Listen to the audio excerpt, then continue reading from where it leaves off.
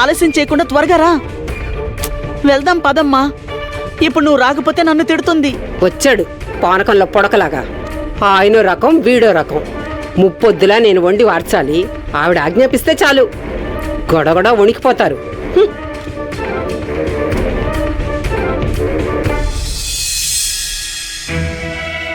వదినా, నాకు మిమ్మల్ని చూస్తే చాలా ఆశ్చర్యం వేస్తోంది. ఆశ్చర్యమా? ఎందుకు? అదేంటంటే వదినమ్మా, ఈ ఇంట్లో వాళ్ళందరూ మిమ్మల్ని ఇబ్బంది పెడుతున్నారు. అంట్లు తోమ్మంటున్నారు, మిరపకాయలు దంచమంటున్నారు, పిచ్చిదాని వంటున్నారు, అప్పుడప్పుడు గదిలో బంధిస్తున్నారు, తప్పు చెయ్యకపోయినా తిడుతున్నారు. రమా పెద్దమ్మ, యమున అక్క మిమ్మల్ని ఎప్పుడూ దెప్పి పొడుస్తారు. ఇంకా బాలకృష్ణుడు కనిపించాడన్నందుకు బాబాగారు బాగా తిట్టారు. అయినా కూడా మీరింత సంతోషంగా ఎలా ఉన్నారు? ఎందుకంటే మరిది గారు, పాండురంగడు ఎప్పుడు నా మనసులోనే ఉంటాడు, నన్ను ఓదారుస్తాడు. ఇక చిన్ని కృష్ణుడైతే సఖూ, మన ఇద్దరి మధ్య ఒక రహస్యం ఉంది. నువ్విది ఎవ్వరికీ చెప్పకూడదు. చెప్పండి వదినా, ఏమైంది? ఎందుకు మధ్యలో ఆగిపోయారు? ఆ మరిది గారు, రేపు మా అమ్మ నాన్న ఇక్కడికి వస్తున్నారు. ఇవాళ నాన్నగారు వచ్చారు, కానీ నేను కలవలేకపోయాను. రేపు మా అమ్మ నాన్న ఇద్దరు వస్తారు, నేను వాళ్ళని కలుస్తాను. వాళ్లతో నేను చాలాసేపు కబుర్లు చెప్తాను. అది తలుచుకుని సంతోషపడుతున్నాను.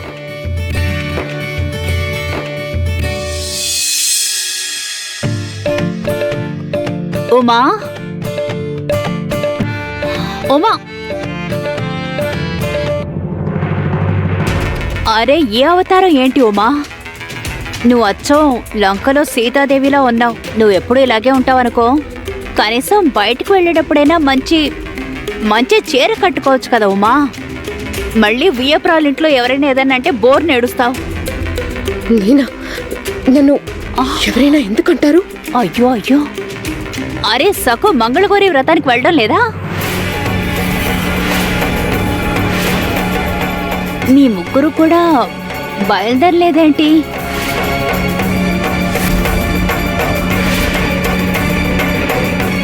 అయ్యో దేవుడా, వాళ్ళు మిమ్మల్ని ఆహ్వానించలేదా ఏంటి?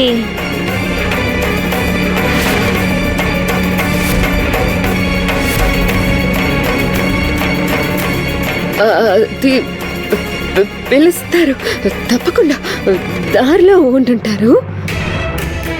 బియ్యాల వారిని పిలవరని నువ్వెలా అనుకున్నావు సత్యభామా? ఖచ్చితంగా ఆహ్వానిస్తారు. బాగా చెప్పారు. ఆహ్వాన పత్రం తీసుకొని మీ అల్లుడు గారు వస్తారా ఇక్కడికి? వాళ్ళ గుమ్మస్తా నిన్నే వచ్చి సంప్రదాయం ప్రకారం మమ్మల్ని ఆహ్వానించి వెళ్ళాడు పెద్దమ్మా. పిలవాలనుకుంటే అతని చేతే మీకు కబురు పంపేవారు కదా. అదేంటంటే రామా పిన్ని తన హోదాకి స్థాయికి తగిన వాళ్ళని మాత్రమే పిలిచినట్టుంది. మీరేం బాధపడకండి, ఆలస్యం అవుతుంది, మేము బయలుదేరతా. తప్పకుండా రావాలని మా పిన్ని మరీ మరీ చెప్పి పంపింది. సరే పదండి పిల్లలు, నే సక్కుని కలుస్తాను. సరే మేము వెళ్ళొస్తాం ఉమా.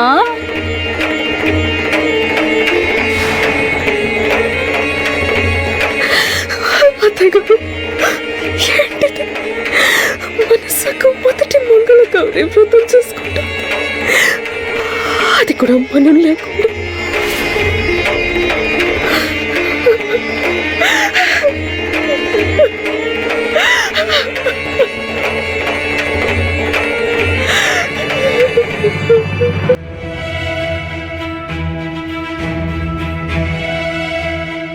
మా అమ్మ నాన్న ఇవాళ వస్తారా? నేను వాళ్ళని కలుస్తానా? దారిలో ఉండుంటారు. మంగళగౌరి పూజ కాబట్టి తప్పకుండా అమ్మ నాన్న వస్తారు. వేగంగా కానివ్వు, వేగంగా. చకచకా పనులు జరగాలి. ఊరికే సమయం వృధా చేయకు. అలాగే అత్తయ్య గారు. నీకేం కావాలి వత్సలా? కడుపు మంటగా ఉందా? నాతో ఏదైనా చెప్పదలుచుకుంటే త్వరగా చెప్పు.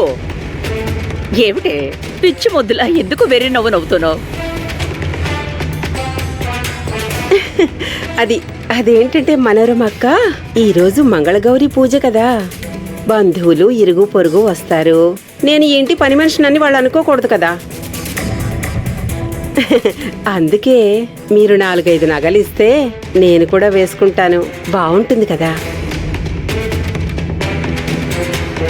అక్క, కాసేపు అయితే అతిథులు వస్తారు, అప్పుడు మీకు భోషణం తెరిచి నగలిచ్చే తీరికుండదని. వత్సల, నగలు తీసుకునే అవకాశాన్ని మాత్రం వదులుకోవు కదా. ఇప్పటి నుంచే దిగేసుకొని తిరగాలా? నేను నీ మేలు కోరే నీ నగల్ని నా దగ్గర దాచాను, అది నీకు తెలుసు అనుకుంటాను. తెలుసుగా? నువ్వు కంగారు పడకు. ఆభరణాల్ని ఎప్పుడు ఇవ్వాలి, ఏ సమయంలో ఇవ్వాలో నాకు బాగా తెలుసు.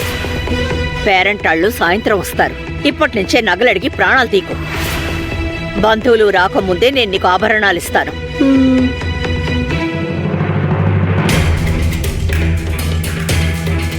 బయలుదేరు వత్సల. దయ్యాన్ని చూస్తున్నట్టు నన్నెందుకు అలా చూస్తున్నావు? చేయాల్సిన పనులు చాలా ఉన్నాయి, వెళ్ళు. లేచిన దగ్గర నుంచి ఇంటి పనులు చేస్తూనే ఉన్నాను. నాకు మాత్రం సింగారించుకోవాలని ఉండదా? నేనేమైనా ఈ ఇంటి పని మనిషినా? నేను కూడా ఈ ఇంటి కోడల్నే. వెళ్ళిపోయింది. అమ్మా, పిన్నేదో గొనుక్కుంటూ వెళ్తోంది. గొడుక్కొని అది గొడిగితే నాకొచ్చిన నష్టమేం లేదు. ఈ ఇంట్లో ఎవరిని ఎక్కడ ఉంచాలో అక్కడే ఉంచుతాను. బురద గుంటల్లో రాయి వేస్తే మన మీదే చింది పడుతుంది యమున. దాని మాటలు నేను పట్టించుకోను. అర్థమైందా?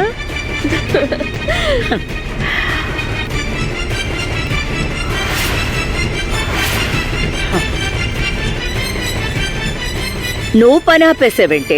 సకు, నీ దృష్టి ఎక్కడుందే? మా అమ్మ నాన్నగారు ఎప్పుడొస్తారు వదినా? వాళ్ళ కోసమే నేను వాకిలి వైపు చూస్తున్నాను. వాళ్ళెందుకు రావాలి?